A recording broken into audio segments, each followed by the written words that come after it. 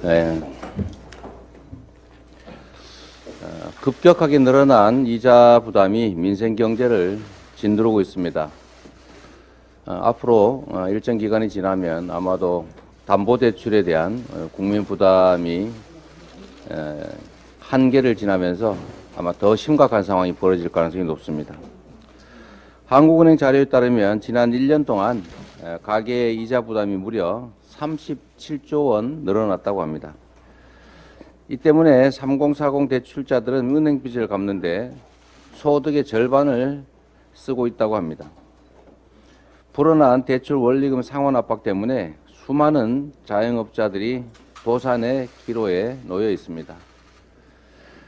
특히 최근 통계를 보면 중산층들인 월급쟁이들의 세부담이 대폭 늘어났다고 합니다. 이 와중에 초부자들의 세금을 깎아주고 있어서 상대적인 중산층 서민들의 부담, 소득 감소가 훨씬 더 늘어난 상태입니다. 특히 이 중에 이자 문제가 심각합니다. 서민들은 이자 폭탄 때문에 등골이 부러질 지경입니다. 국민들을 상대로 손쉬운 이자 장사를 벌여온 시중은행들은 이와 반대로 역대급의 수익으로 성과급 파티를 벌이고 있습니다.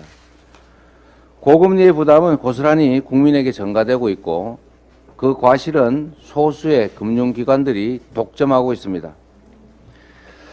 이런 와중에 대통령께서 고금리로 인해서 국민들의 고통이 크다, 수익을 국민들과 자영업자 소상공인들께 상생금융 혜택으로 돌아갈 수 있게 해야 한다고 말씀하셨다고 합니다.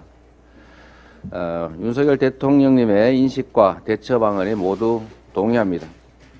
그동안 민주당은 은행의 공공성을 강조하면서 국민들께 부담을 전가하는 방식은 옳지 않다라는 점을 거듭 지적해 왔습니다.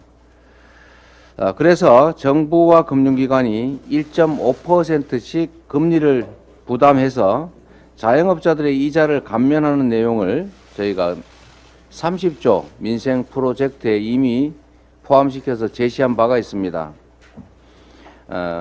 이러한 문제에 대한 민주당과 정부의 인식, 특히 대통령의 인식이 동일하기 때문에 이 문제에 대한 대응도 쉽게 해낼 수 있다고 생각됩니다. 정부와 여야가 조속한 시일 내에 함께 머리를 맞대고 이 문제를 해결하기 위한 대응 방안, 필요하다면 입법이나 또 정책에 대해서 협의해 나갈 수 있다고 생각합니다. 민주당은 이미 제시한 민생 프로젝트 30조 원 추경안에 맞춰서 얼마든지 언제든지 적극적으로 협조하겠다는 말씀을 드립니다. 모든 국민은 법 앞에 평등합니다. 누구도 법 앞에서 특권을 누릴 수가 없습니다. 그것이 공정한 법치의 출발점입니다. 윤석열 정권 하에서 법 앞에 평등이 실종됐다는 지적들이 있습니다. 대통령의 가족과 검사 출신은 법 위에 군림하고 치외법권의 특권을 누린다는 불멸의 신성가족, 법치의 소도가 됐다는 그런 지적들이 있습니다. 힘없는 서민과 정적을 향해서는 한없이 잔혹한 검찰의 칼날이 특권 계급 앞에서는 종이 호랑입니다. 최고 권력자에게 사법적 면죄부를 상납하는 데 급급한 검찰의 수사는 국민의 신뢰를 잃었습니다. 윤석열 특권 정권의 선택적인 법치주의와 편파적 이중잣대를 끝낼 유일한 수단은 공정하고 중립적인 특검입니다. 특검을 통해서 수년간 이어지는 소모적 논쟁들을 이번 기회에 확실하게 정리해야 합니다.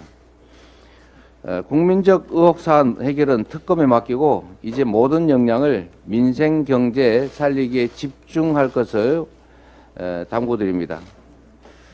특검을 끝까지 거부하면 관련 의혹이 내내 꼬리표처럼 따라다니지 않겠습니까? 정권의 도덕적, 법적 정당성에 큰 부담이 될 수 있습니다.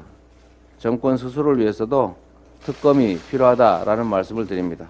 이상입니다.